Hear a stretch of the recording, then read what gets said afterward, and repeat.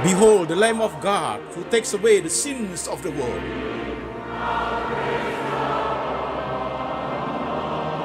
Jesus said, I am the way, the truth, and the life. No one comes to the Father but by me.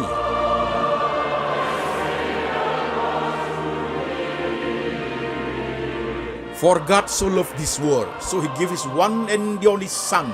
Whoever believes in him shall not perish, but have eternal life. Shalom jemaat sekalian, saya Pendeta Antoni Chang. Salam kepada jemaat setia pendengar firman lewat lembaga Antoni Chang Ministry International. Tema kita hari ini adalah khawatir tetapi dipelihara Tuhan. Khawatir tapi dipelihara Tuhan. Kontemplasi part 20 bagian ke-20. Firman Tuhan kita ambil dari satu bagian saja, yaitu dari Injil Matius pasal 6 ayat 25 sampai 34. Demikian firman Tuhan.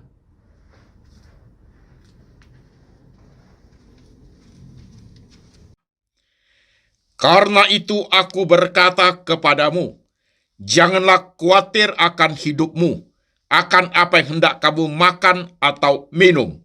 Dan janganlah khawatir pula akan tubuhmu, akan apa yang hendak kamu pakai. Bukankah hidup itu lebih penting daripada makanan, dan tubuh itu lebih penting daripada pakaian?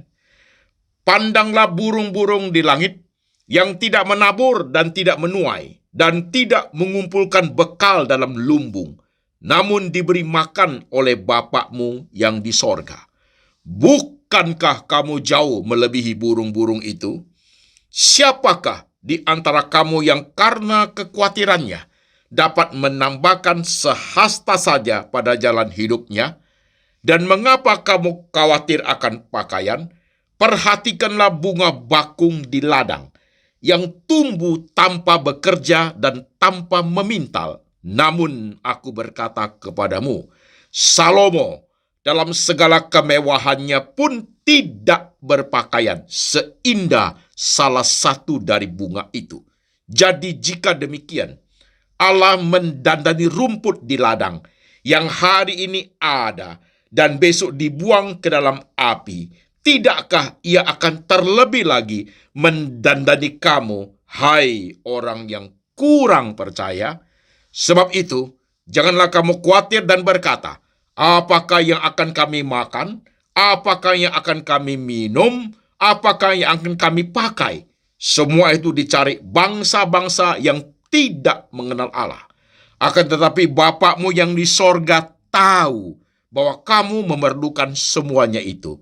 Tetapi, carilah dahulu kerajaan Allah dan kebenarannya, maka semuanya itu akan ditambahkan kepadamu. Sebab itu, janganlah kamu khawatir akan hari besok, karena hari besok mempunyai kesusahannya sendiri.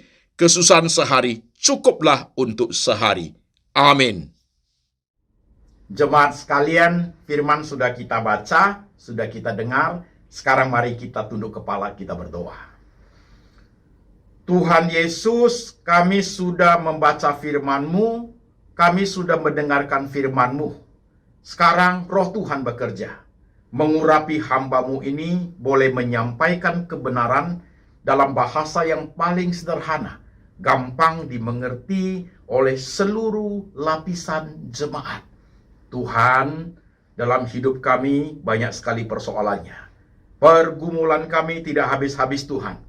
Kekhawatiran datang susul menyusul Tuhan Yesus. Ajar kami untuk mengerti kebenaran hari ini, supaya hidup kami boleh bersandar sepenuhnya kepada Tuhan. Kami siap hati, siap pikiran, siap iman untuk diberkati oleh kebenaran. Dalam nama Tuhan Yesus kami berdoa. Amin. Shalom saudara sekalian, tema kita adalah khawatir tapi dipelihara Tuhan. Kontemplasi part 20. Kontemplasi bagian ke-20. Saudaraku, tema ini saya munculkan kembali. Saudara sekalian, tema ini sudah pernah saya khotbah 3 tahun yang lalu. saya munculkan kembali dengan versi khotbah yang berbeda. Mengapa saya munculkan kembali temanya? Karena kebutuhan jemaat. Maka saudaraku menyimak sebentar. Banyak sekali WhatsApp yang masuk kepada saya, saudaraku. Jemaat itu menceritakan pergumulannya, menceritakan keluhannya, saudaraku.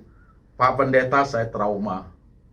Dengan keadaan saya masa lalu begini, Pak. Sekarang hari ini saya nggak tahu harus buat apa. Saya trauma masa lalu, Pak Pendeta. Aku khawatir sekali dengan hidupku. Rasanya ke depan itu aku seperti hopeless ini, Pak Pendeta. Aku kehilangan gairah semangat untuk hidup. Ada juga jemaat yang, Pak, aku khawatir sekali.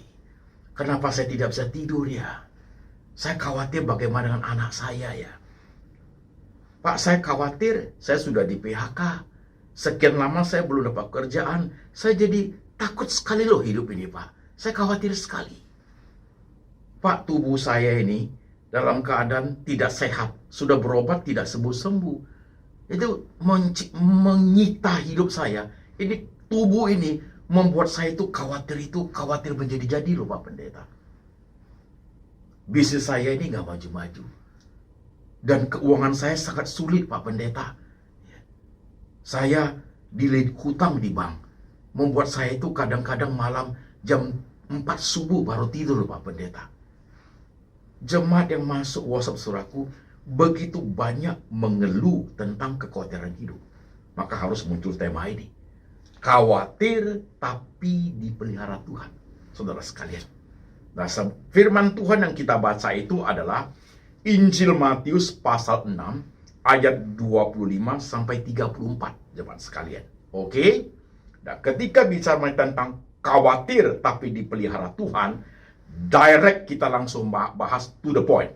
Ketika kita berbicara mengenai khawatir tapi dipelihara Tuhan, direct langsung to the point, kita bahas 4 kotak. Oke, jemaat perhatikan 4 kotak.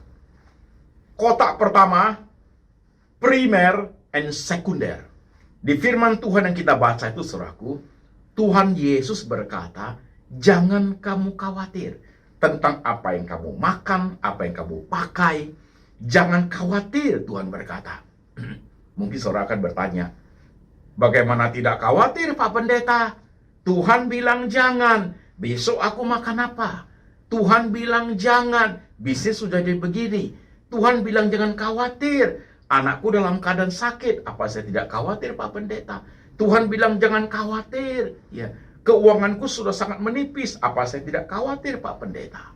Tuhan bilang jangan khawatir. Ini rumah kontrakku sudah mau habis, Pak Pendeta. Gak tahu bagaimana cari uang untuk terusin kontrak. Apa saya tidak khawatir, Pak Pendeta? Tuhan bilang jangan khawatir. Usaha bisnis suamiku itu pailit, Pak. Apa kami tidak khawatir? Itu loh yang menjadi pertanyaan jemaat, bukan? Nah, sekarang perhatikan. Kotak pertama, primer and sekunder. Tuhan berkata, bukankah hidup ini lebih penting daripada makanan? Bukankah hidup ini lebih penting daripada makanan? Saudara-saudara sekalian, 4 tahun yang lalu, ketika saya divonis oleh dokter, jantung saya tersumbat 5 bagian, saudaraku, dan saya harus operasi bypass di Penang. Setelah selesai operasi bypass, dokter mengatakan banyak hal makanan yang sudah saya tidak boleh makan. Banyak makanan yang sudah saya tidak boleh makan. Ya, saya harus iyain kepada dokter. Setelah pulang ke Jakarta, setengah tahun kemudian, saya mengalami pendarahan mata, dioperasi di Singapura. Setelah selesai operasi, dokter mengatakan faktor gula, diabetes menyebabkan mata saya seperti ini. Saya sudah tidak boleh makan makanan yang manis, supaya mata yang tinggal 1 ini bisa bertahan lebih lama. Saudara sekalian, mari jemaat menyimak. Udah jantung dioperasi, tidak boleh makan ini itu. Kemudian mata dioperasi, tidak boleh makan yang manis-manis. Di Singapura itu, saudaraku, saya ke tempat food court, masih saudara tahu itu kan, Takashimaya, saya masuk ke situ. Saya perhatikan setiap counter makanannya, saudaraku. Ini saya nggak boleh makan, itu saya nggak boleh makan, ini babi panggang saya nggak boleh makan, ini nasi di klepot saya nggak boleh makan. 1, 2, 3, 4, 5. Ini buah-buahan manis saya nggak boleh makan. Saudara sekalian, jujur dalam dunia hidup ini, terbit kekecewaan dalam hidup saya loh. Saya merasa sedih sekali, saudaraku. Karena makanan-makanan yang saya sukai semua selama hidup ini saya makan sekian puluh tahun itu, saya tidak boleh makan. Saya jumpain satu counter di pojok, itu makanan rebus, saudaraku. Sayur direbus, ya. Ada sedikit tahu direbus, ada bakso direbus, itu yang rebus-rebus saya boleh makan, saudaraku. Hanya itu, yang lain udah gak bisa. Tapi saya pikir, saya pilih apa? Saya pilih hidup atau pilih makan? Pasti saya pilih hidup. Saya belajar untuk tidak makan makanan seperti itu. Toh masih ada yang saya makan. Berarti kebenaran benar, saudaraku, ya. Kata Tuhan Yesus benar, saudaraku, ya. Hidup ini lebih penting daripada makanan. Jikalau saudara diperhadapkan dengan suatu situasi di mana, saudaraku, banyak makanan yang sudah saudara tidak boleh makan. Kalau saudara makan, itu akan mengancam kehidupan, menjadikan saudara mati. Saudara pilih mana? Mana lebih primer, mana yang sekunder? Hidup atau makanan, saudaraku? Coba pilih. Saya pilih yang Tuhan ajar. Hidup ini lebih penting daripada makanan. Banyak makanan yang sudah tidak bisa saya makan, tapi masih ada makanan sekunder yang boleh saya makan. Saya punya satu teman, dia operasi bypass jantung. Setelah operasi bypass, dia makan semuanya. Dia bilang sudah operasi kok, kenapa nggak boleh makan? Dia hanya bertahan 1,5 tahun. Kemudian jantungnya tersumbat kembali, mati, saudaraku. Mati. Saudara sekalian, hidup ini lebih penting daripada makanan. Ketika kita diperhadapkan suatu situasi dan kondisi, kita harus memilih, pasti kita milih hidup. Kurangi makanan yang tidak boleh dimakan, saudaraku. Jangan makan makanan yang tidak boleh makan. Tapi kalau kita merasa suka-suka saya lah, Pak, saya makan dulu lah, nanti baru pikir, itu orang kurang bijak hidup ini. Oke, saudaraku, hidup ini lebih penting dari makanan. Betul ya, jemaat, ya. Poin yang kedua, yang tadi primer dan sekunder itu, Yesus berkata, tubuh ini lebih penting daripada pakaian. Seorang anak kecil, dia punya sepatu, tapi karena sepatunya sudah lama, dia minta orang tuanya beli sepatu yang bagus, yang baru. Orang tuanya tidak ada uang, tapi dia tetap ngotot minta beli. Akhirnya dikenalkan pada seorang anak yang tidak ada kakinya. Ditanyain kepada anaknya, kamu ada sepatu tidak mau pakai? Itu anak, jangankan sepatu, kaki juga tidak punya. Dari itu anak itu belajar. Mau pakai sepatu atau tidak punya kaki, silakan pilih. Saudara-saudara sekalian, ilustrasi ini sering sekali kita alami, bukan? Iya kan? Saudara pilih tubuh atau pakaian? Yang primer dulu dong, saudaraku. Primer tubuh ini lebih penting daripada pakaian. Is it right? Kadang kita merasa, nah ini penyakit orang-orang yang suka berjalan ke luar negeri. Kalau orang-orang suka perjalanan, setiap tahun suka berjalan-jalan ke luar negeri, saudaraku, tahun ini ke luar negeri, untuk tahun depan, pakaian yang tahun lalu dia sudah tidak mau pakai. Padahal itu baru, masih bagus, dia beli yang baru, gengsi. Ya, karena orang dilihat orang pakai tahun yang lalu. Ada orang-orang seperti itu, saudaraku. Pakai baju satu kali, setelah itu nggak mau pakai lagi. Takut diomong temannya, takut dinilai temannya, pakaian yang sudah bekas pakai, nggak mau pakai lagi dia. Selalu pakai pakaian yang baru. Tubuh ini lebih penting daripada pakaian. Yang primer dan yang sekunder harus kita bisa wise untuk memisahkan, saudaraku. Nah, sekarang perhatikan. Hidup lebih penting daripada makanan. Sekalipun, saudaraku, makanan kita sudah tidak banyak pilihannya, saudaraku, tapi yang penting kita hidup. Saya mau tanya, yuk khawatir itu, saudaraku, khawatir sedalam apa? Masih hidup kan? Masih hidup kan? Coba jawab. Masih makan kan, saudaraku? Masih makan kan? Is it right? Saudara khawatir tentang tubuh? Tubuh sehat kan? Masih ada pakaian bukan? Masih ada pakaian bukan? Nah ini poin satu ini menyebabkan kita khawatir. Kenapa? Karena kita ingin lebih. Kita ingin lebih dan lebih. Kita kurang wise dalam hal itu. Kita tidak mau memilah lagi mana yang primer, mana yang sekunder. Kita ingin sesuka hati kita. Maka muncullah kekhawatiran itu sangat besar, saudaraku. Karena manusia itu tidak mampu membedakan mana yang primer, mana yang sekunder. Itu penting loh jemaat. Ada satu poinnya ya. Ada satu kotak pertama. Kotak kedua, jemaat sekalian. Kotak kedua adalah saudaraku, pemeliharaan Tuhan. Di perikop yang kita baca itu unik sekali. Tuhan mengatakan burung-burung Tuhan pelihara. Tidak menyimpan bekal dalam lubung, Tuhan pelihara. Tuhan memakai bunga. Bunga bakung, lihat itu. Salomo aja pakainya tidak seindah bunga bakung. Tuhan, pemeliharaan Tuhan itu, Tuhan membawa kita itu untuk melihat perbandingan antara kita dengan makhluk hidup yang lain di alam semesta ini. Tuhan mengatakan, burung di udara aku pelihara. Burung di udara, binatang merayap di darat, ya. Ikan-ikan berkeriapan di laut, Tuhan pelihara, saudaraku. Dari burung paling hebat, burung Raja Wali paling kuat, sampai burung yang paling kecil, burung pipit, sampai burung cendrawasih yang paling mewah, saudaraku. Tuhan pelihara. Saudara, perhatikan pelan-pelan hal ini. Ini perbandingan, saudaraku. Tuhan memakai burung, Tuhan memakai bunga bakung. Seluruh alam semesta. Saudara, ada piara binatang di rumah? Biar lebih dekat pembahasan ini, saudaraku. Ada yang jemaat yang suka piara kucing. Ada jemaat yang suka piara anjing. Keluarga aku itu, saudaraku, saudara saya itu, piara itu anjing, saudaraku. Dikasih pakaiannya itu, pakaian anjing itu 70.000, 80.000, saudaraku. Mau tidur itu anjing gosok gigi, men. Gosok gigi itu anjing. Itu dipelihara Tuhan itu loh. Iya kan? Ada yang suka piara buaya, ada yang suka piara ular, itu binatang paling berbahaya. Itu dipelihara Tuhan. Ada yang suka piara ikan di akuarium, itu dipelihara Tuhan.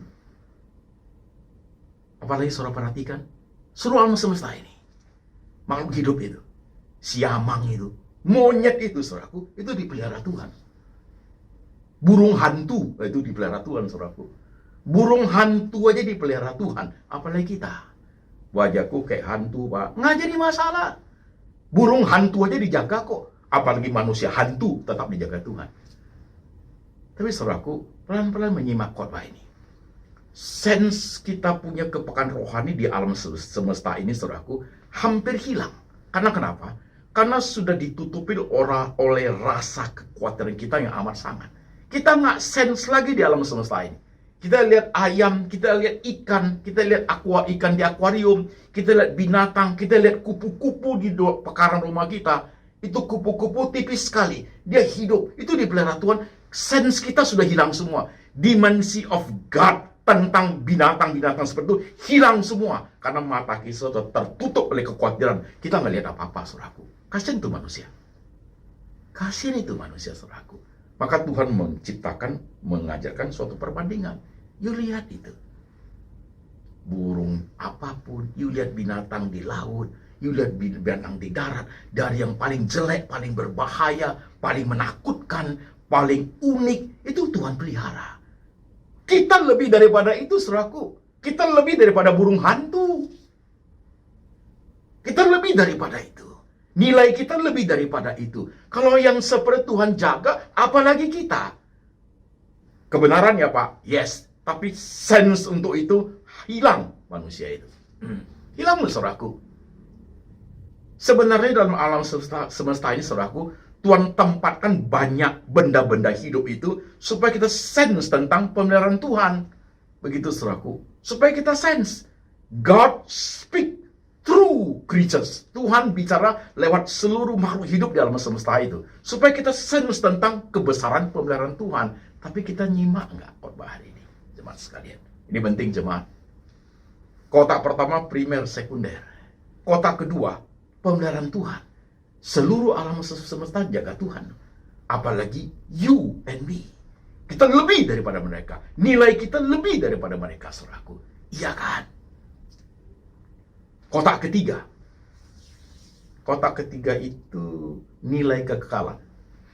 Nah, saudaraku, manusia seperti kita ini, kekhawatirannya plus-plus, saudaraku. Kenapa? Karena kita punya nilai kekekalan. Yang binatang, alam, makhluk hidup yang lain nggak punya, saudaraku. Kita punya nilai kekekalan. Kita bisa evaluasi masa lalu. Kita bisa evaluasi masa sekarang. Dan kita bisa predik masa depan. Bahkan kita punya kepercayaan, punya iman tentang kehidupan akan datang. Jadi manusia itu punya nilai kekekalan yang makhluk lain nggak punya, saudaraku. Anjingmu itu, yang kamu sayang itu, dia tidak punya nilai kekekalan seperti kita. Tidak pernah anjing itu berpikir, ini tinggal di rumah majikan ini, majikan perempuan ini galak. Ini anak saya nggak boleh tinggal di sini. Bahaya masa depan anakku ini. Mesti pindah ke rumah mana ya? Dia mau planning. Nggak ada. Anjing tidak punya sense seperti itu. Tapi manusia punya, saudaraku. Manusia punya. Karena manusia punya nilai kekekalan itu, maka worriesnya plus-plus. Kekhawatirannya plus-plus, teman sekalian. Nah, Tuhan tahu itu. Maka muncullah kotak ketiga itu. Tuhan Yesus berkata di Matius pasal 6 ayat 34. Khawatirmu cukup 1 hari saja. Karena besok masih ada kekhawatirannya lagi. Khawatir sehari cukup untuk sehari. Itu bukan untuk binatang, saudaraku. Itu bukan untuk makhluk lain. Itu for us. Untuk human. Untuk manusia yang punya nilai kekekalan itu, saudaraku. Karena Tuhan tahu. Khawatirmu cukup 1 hari saja ya. Karena besok masih ada khawatir yang lain.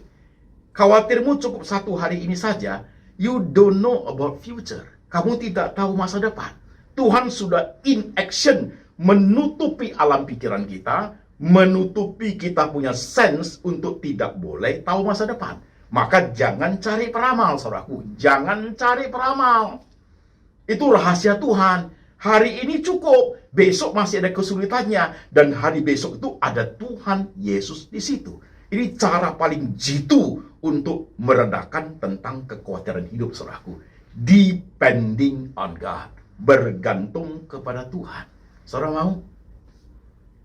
Aku khawatir loh Pak, 2025 gimana? Kekhawatiranmu itu sudah menjadi kekhawatiran yang tidak perlu. Tidak perlu.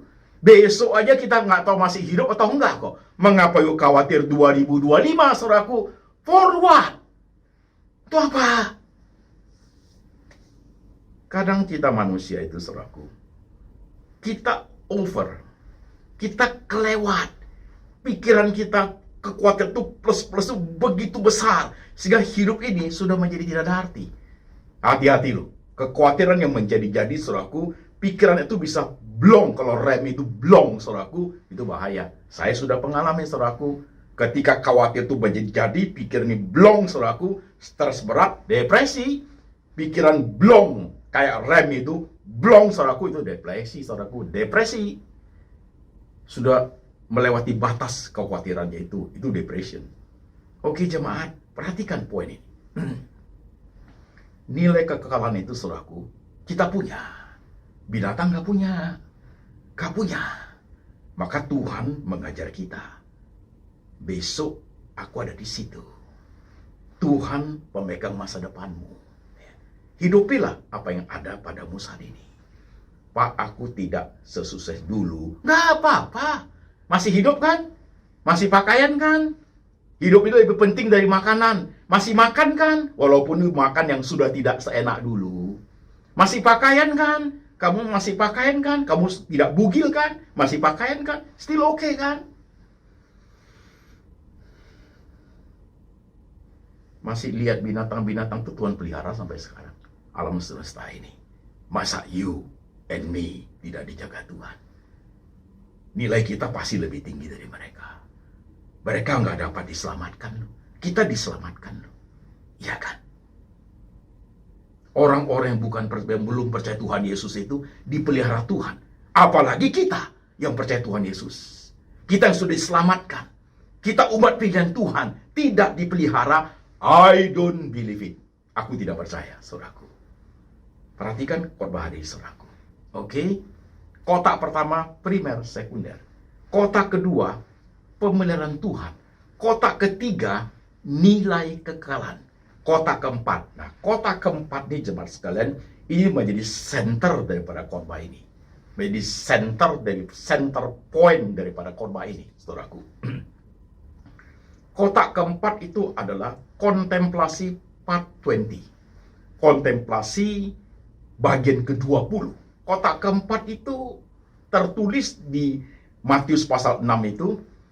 Oleh sebab itu, carilah dahulu kerajaan Allah dan kebenarannya, maka semuanya akan ditambahkan kepada engkau. Kontemplasi part 20, kotak keempat. Gimana itu Pak Pendeta? Selama ini saya mengajar saudara tentang kontemplasi. Dunia ini Tuhan berikan begitu luas. Begitu banyak hal dalam alam semesta ini yang bisa dipakai oleh Tuhan. God speak through everything in our life, saudaraku. Maka saya ngomong kontemplasi part 20 ya, saudara perhatikan. Melihat kupu-kupu, masa aku tidak dijaga Tuhan? Kau suka ikan di akuarium, lihat tiap hari kasih dia makan, masa Tuhan tidak pelihara saya? Lihat burung hantu aja dijaga Tuhan, apalagi manusia kayak saya. Itu kontemplasi, saudaraku. 5 menit di Starbucks, 10 menit pada saat jam kantor, habis makan. Khawatirmu mulai menjadi. Masa saya tidak dijaga Tuhan? Saya khawatir hal yang sekunder. Padahal primernya Tuhan sudah kasih kok. Hidup ini ada, tubuh ini sehat. Kenapa saya begitu khawatir tentang yang sekunder ya? Kenapa ya? Aku terlampau ego nih Tuhan. Aku tidak puas dengan hal yang sekunder. Aku ingin lebih lagi. Itu menciptakan khawatirmu itu plus. Itu kontemplasi. Sama saya dengan saudara, saya sama loh. Saya manusia biasa, saya juga pendeta, saya juga khawatir, saya juga bergumul. Gimana masa depan kuliah anak saya? Mereka ke depannya sekolah S1, S2 bagaimana? Nanti biaya seperti apa? Saya juga berpikir seperti itu, saudaraku. Bagaimana pelayanan lembaga saya? Bagaimana kesehatan saya juga berpikir seperti itu. Tapi saya berusaha untuk belajar dari Tuhan. Saya harus memisahkan, memilah mana yang primer, mana yang sekunder. Primer dijaga dengan baik. Yang sekunder itu Tuhan siapkan, Tuhan cukupkan, saudaraku. Kan begitu. Saya harus memahami seluruh hidup yang saya hidupi, semua lingkaran hidup saya, semua yang ada di sekeliling saya itu membuat saya sensibel. Tuhan jaga semua hal ini. Apalagi saya. Coba yuk kontemplasi seperti itu. Di mana aja bisa, saudaraku. Mau di mall bisa, mau di kebun binatang lebih hebat, saudaraku. Mau di tempat alam terbuka, lihat pemandangan begitu indah, itu bumi, itu alam, itu scenery, itu pemandangan, itu didesain Tuhan begitu bagus. Yuk lihat langit, lihat matahari, lihat bulan, lihat pelangi itu, saudaraku. Luar biasa, you sense tentang God. Saudara sense tentang dimensi God, saudaraku. Tapi dong mau tanya, apakah kita seperti itu? Saya dalam hidup dunia kontemplasi selalu like that, saudaraku. Selalu seperti itu. Saya belajar melihat banyak hal. Tuhan ini bagus banget nih. Tuhan ini, makhluk ini lucu banget ini. Tuhan pelihara loh, saudaraku. Yes. Coba sedikit bandingkan dengan kita. Ya. Kita lebih daripada itu. Lebih daripada itu. Itu kontemplasi, saudaraku. Coba jemaat pelan-pelan perhatikan hidupmu. Praktekkan khotbah hari ini. Praktekkan. Dalam duniamu di bagian dimensi hidup apa aja. Praktekkan. Ketemu teman makan-makan. Ketemu teman ngopi-ngopi. Jalan-jalan sendiri ke tempat-tempat yang lain. Menonton TV, menonton film-film tertentu. Coba you sense seperti itu. Dimensi God-nya ada di mana. Itu membuat imanmu stabil, saudaraku. Membuat saudara itu merasa, aku berharga di mata Tuhan. Khawatirmu itu bisa minimize. Dan kamu tahu Tuhan ada di masa depan hidupmu. Saudara mau dengar khotbah seperti ini? Khotbah seperti ini, kalau saudara tidak kontemplasi, dia tidak jalan. Kontemplasi seumur hidup. Di mana saja dan kapan saja. Di mana saja dan kapan saja. Coba lihat. Lihat orang-orang yang sudah cacat itu. Mereka yang cacat Tuhan pelihara. Apalagi gua. Apalagi saya. Tuhan mengajar kita untuk melihat primer, sekunder. Tuhan mengajar kita untuk berbagai perbandingan seluruh alam semesta, benda-benda yang ada dalam semesta ini. Tuhan mengajar kita untuk memahami past, present, and future. Dan Tuhan mengajar kita untuk mengerti kebenarannya step by step. Cari dahulu kerajaan dan kebenarannya. Memahami tentang kebenaran itu. Saudara mau? Coba lihat hidupmu, jemaat sekalian. Coba lihat hidupmu. Saya bukan orang yang kehidupannya lebih dari saudaraku. Enggak. Kehidupan saya ini pas-pasan, jemaat sekalian. Tapi aku bisa enjoy hidup. Saya bisa menikmati hidup. Saya bisa menjalani hidup. Bahkan saya bisa memberkati orang lain, saudara sekalian. Bisa. Kenapa? Karena saya belajar untuk memahami kebenaran. Saya belajar untuk memahami tentang Tuhan, saudaraku. Saya memahami itu. Saudara mau? Coba lihat dirimu masing-masing. Kalau mata rohanimu sudah gelap, kalau pikiranmu sudah kalut, kekhawatiranmu sudah sangat banyak, kamu tidak sensibel lagi. Seluruh alam semesta itu buta buat you. Buta sama sekali. Kamu tidak rasa lagi ada pakaian ini, kamu rasa tidak berharga lagi di pakaian. Kamu bisa hidup, kamu rasa hidup itu sudah tidak ada gunanya lagi. You sudah bingung, kamu sudah kabur tentang mana yang primer, sekunder. Kasian banget hidup ini. Kasian banget. Mau bawa firman ini pulang, jemaat sekalian? Saya tahu banyak jemaat yang dengar khotbah saya ini. Dari WhatsApp ini banyak yang khawatir sekali. Tapi saya berharap khotbah hari saudaraku boleh melegakan jiwamu. Boleh menyejukkan hatimu. Boleh memberikan keteduhan iman. Boleh bawa engkau kepada memahami kebesaran, pemeliharaan, kebaikan Tuhan dalam setiap dimensi hidupmu.